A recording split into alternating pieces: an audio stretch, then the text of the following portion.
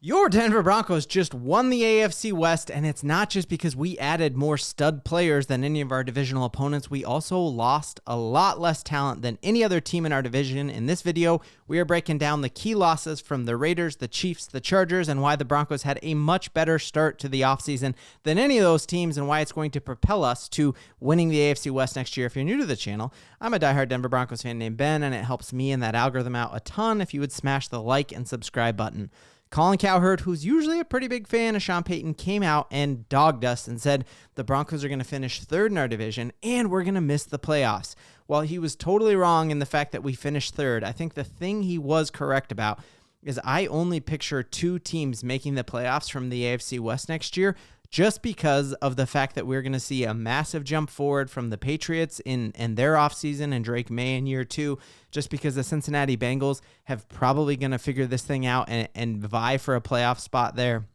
So I think it is going to be much more difficult to get three teams in on the AFC West this year than it was last year, just because might the Dolphins have Tua stay healthy. So we need to at least finish second in our division to make the playoffs, but I think we actually finish first.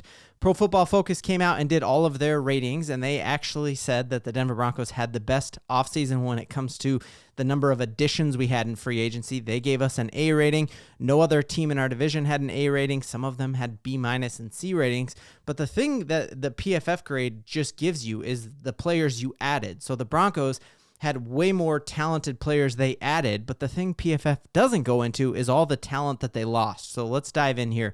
The Chiefs' big additions here, they ended up signing a backup tackle from San Francisco, who gave $30 million to a guy who was a backup tackle and a major step down from Trent Williams there. And when he was in the game, it was a problem for them. So to think that he is somehow going to keep Patrick Mahomes healthy is a fool's errand and an absolute pipe dream. But in addition to that, the Chiefs are facing major suspensions this year.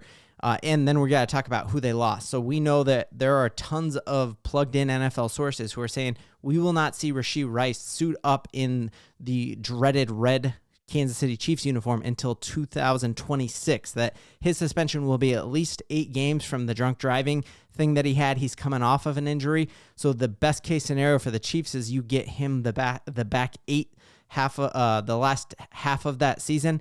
In addition to that, just an absolutely appalling story about Xavier Worthy that I do not even want to go into in this channel, but domestic violence scandal and allegations that, if those are true, are sickening, and he is going to be at least being investigated from a suspension. I think if you look at the Ray Rice situation, Roger Goodell has got to come down hard on this. If there's any truth to those allegations, he will be facing a suspension. In addition to that, we knew Patrick Mahomes couldn't even stay upright last year, and then they go and they trade their not just Pro Bowler, but all-pro tackle Tooney to the Bears for a 4th-round draft pick, and they are facing major additions, or major problems. So you go from like losing an all-pro and replacing him with a backup tackle. Like, I don't know what they are thinking there. You got Travis Kelce, and he's turning 36 this year. And we just see the drop-off for tight end. So they are definitely going to regress. And the fact of the matter is that the Broncos tied the series last year. Obviously, we probably should have won that series and beat them 2 games and swept them, but we had a blocked field goal and ended up losing that game by 2.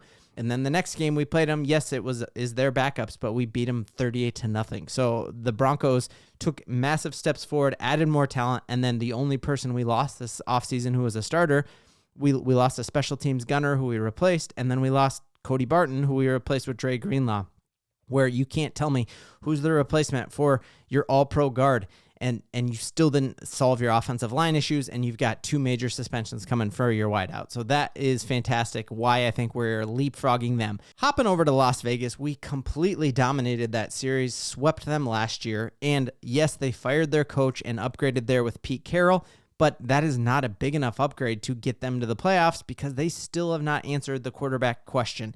They are doing exactly what we did with Teddy Bridgewater, with Mark Sanchez, with Case Keenum, with Joe Flacco. They are trying to take somebody else's discard and make him a starting quarterback, and that is just not who Geno Smith is. If they got Matt Stafford, I would have been terrified, but I do not think the Raiders have improved enough to be a playoff contender next year.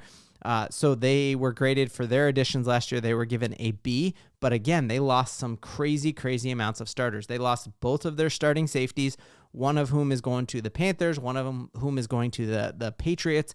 They lost their starting linebacker, Robert Spillane, to the Jets.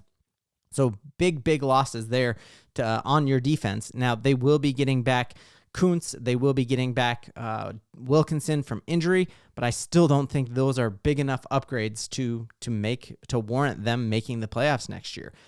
In addition, they just swung and missed on a ton of guys who they wanted there. So Cooper Kupp, everyone in Vegas was talking about Cooper Kupp's coming to Las Vegas. He came and visited here, and they swang and missed at Cooper Kupp. They swang and missed at Stafford, and so we swept them last year. We will sweep them again because we had a better offseason and lost less talent than they did. They are hitching their wagon to Geno Smith, who the Seattle Seahawks were willing to move on from for just a third-round draft pick. If you have a starting quarterback in the league, you don't give him up for anything less than multiple first-round picks. In addition to that, it's not like he's a locker room glue guy. The fact of the matter is that when he was in New York, he missed almost an entire season because he was punched in the face by one of his teammates because he'd promised his teammates he was going to one of his charity fundraisers, and he didn't show up to his charity fundraiser, and his friend was mad at him and punched him in the face, and he had to have his jaw wired shut. So you are hitching your wagon to a guy that another team who knows more about him than you do was willing to move on from a third-round draft pick.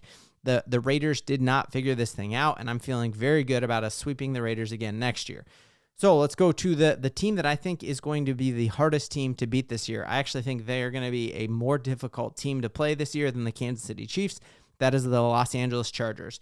Their additions this year, they were given a B- grade from the Pro Football Focus. Their big additions, Mike Williams from the Jets, who used to be a former Charger. We remember playing him. They ended up trying to address the center position here with Bozeman. However, I think that is a swing and a miss as well because they truly wanted Dahlman, the Atlanta Falcons center, who the Bears ended up getting. So you were looking at a decent center, a small upgrade to what they had last year, but definitely nowhere near even who we have in Wattenberg. So you look here that their offensive line was not a huge addition, and they also added Najee Harris, a player a lot of people in Denver wanted. We have seen what happens as the Chargers just keep trying to sign these older veteran running backs that they stay healthy for a little bit and they're good, just like we saw last year with Dobbins. But eventually we know Najee Harris is injury prone. And so if he ends up hitting like they think he will, that's going to be a little bit scarier, but even Pro Football Focus is only giving them a B- on the players that they added. In addition to that, they also had several swings and misses. We talked about they wanted Dahlman. He went to the Bears. They also wanted Evan Ingram. He came to us, to the Denver Broncos, even despite seeing Harbaugh pitch it to him and say like, hey, here's what we're building here. He knows that the way that the Chargers want to win is running the ball, and they don't throw the ball. And I just don't think that is the recipe to succeed in the NFL anymore. And it worked in college football, and he won that national championship. But we have yet to see like a run-first team win a Super Bowl in this like current era. In addition to that, they lost huge piece on the defensive line, which is Poona Ford. We heard Travis Kelce's brother, Jason Kelce, come out and talk about how Poona Ford actually is like one of the hardest players he had to block against. And so you look here that I think the Broncos are going to be able to get the run game going, knowing that they had that big loss. They also lost Josh Palmer, who was one of the best separators in the entire NFL for Justin Herbert last year, was able to create a ton of space just through route running. And so you are truly going to be putting an even bigger burden on Ladd McConkey. While Ladd McConkey is great, just like we see with Cooper Kupp, he is going to be injury prone because you are relying on him to kind of fill that tight end role of playing in the middle of the field where you take the biggest hits, and he's not built like a tight end. He's built like a wide receiver. And so I envision like a hot start for Ladd McConkey again next year, and he's going to get dinged up. That started last year, even in our game, like it was from the very jump there. You saw Ladd McConkey start getting injured that first game, and the rest of the season he struggled with injuries. You saw Herbert throw 4 interceptions in a playoff game when it mattered the most. And you just see the fact that the Broncos, yes, we were swept last year by the Chargers, but we only had Patrick Surtain for the first snap of the game against the Chargers the first game and still barely lost to them. And the second game was on a short week in LA and without Riley Moss. So we took massive leaps forward this season. They took leaps back. We are in very, very good shape to win the AFC West next year. Let me know in the comments, who do you think had the worst offseason in our division? And are we first, second, third? What is your final prediction? Let me know. Broncos Country, we got a ton to Bo-Lieve in.